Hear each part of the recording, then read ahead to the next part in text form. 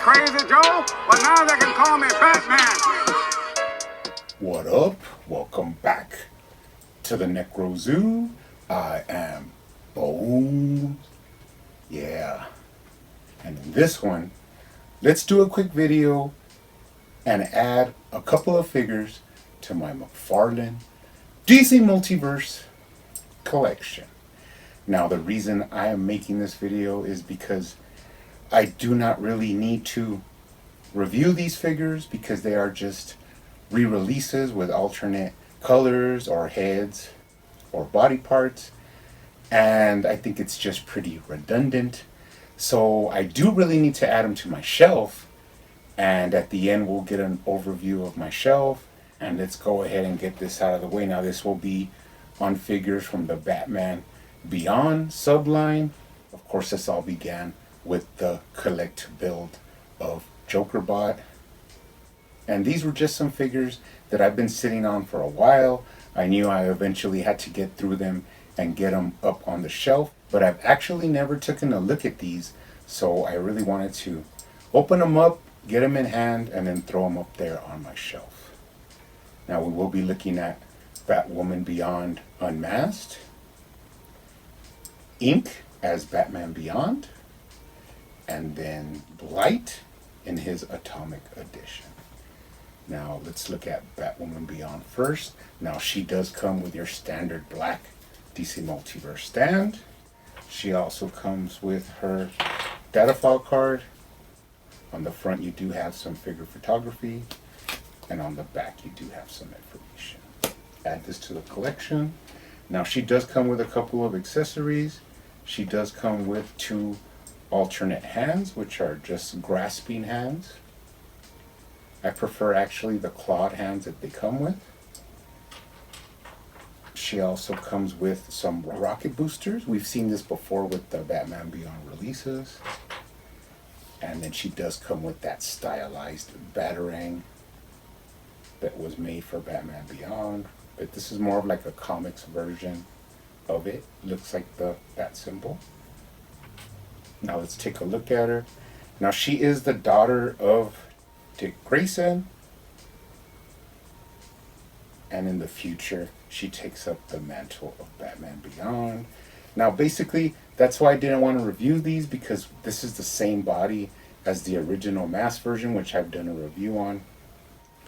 So the only real difference is the alternate unmasked head. Pretty nice head sculpt, actually. Now, I'll say this, it's a really cute head sculpt. Matches really well with the body. Has some really jet black hair there. But all in all, that's the only thing to her is unmasked, and the new head sculpt, a female head sculpt.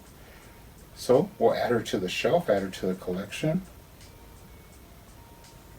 Now, up next, we do have Ink as Batman Beyond. Now, this isn't actually Terry McGinnis. This is actually Ink in her shapeshifter form as Batman Beyond, I guess, to like trick somebody. They had a scene of it in the animated series, but she actually comes with the flight stand. Pretty much everybody knows what's up with this. You connect it there, and you could put him in a flight stand. He does come with his own data file card. Image of the blue version there, and on the back you do have some information actually on Ink. Pretty interesting. Add that to the collection. It does come with some alternate hands. Now, these are not the same hands as the Batwoman Beyond. They're like a slightly larger, but very slightly, but they are a little bit bigger. But they're just some grasping hands.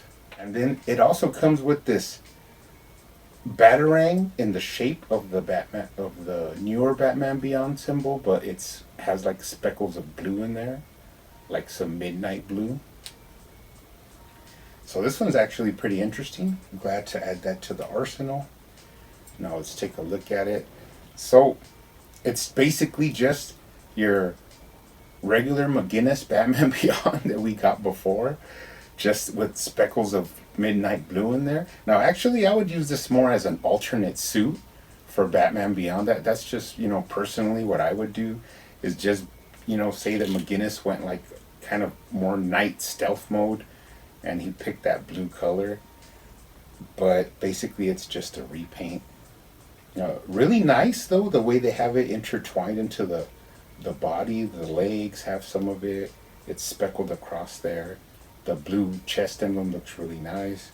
And then the wings, of course, have that same, midnight blue coloring in there. It's pretty nice to have it in hand and looks really sleek actually. So I'll be happy to add this one to the shelf. Really enjoyed that one.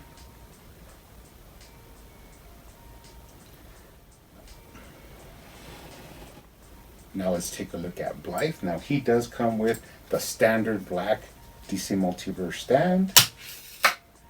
He does come with his own data file card. On the front you have some pretty nice figure photography. On the back you do have some information on Derek Powers. Add that to the collection. The only accessories he comes with is these like fist blasts for his atomic power. Really nice neon green. Could actually be used as some constructs, I would think, or like some energy forces for some lanterns. That would probably work. But they are sculpted out really nicely and they are soft.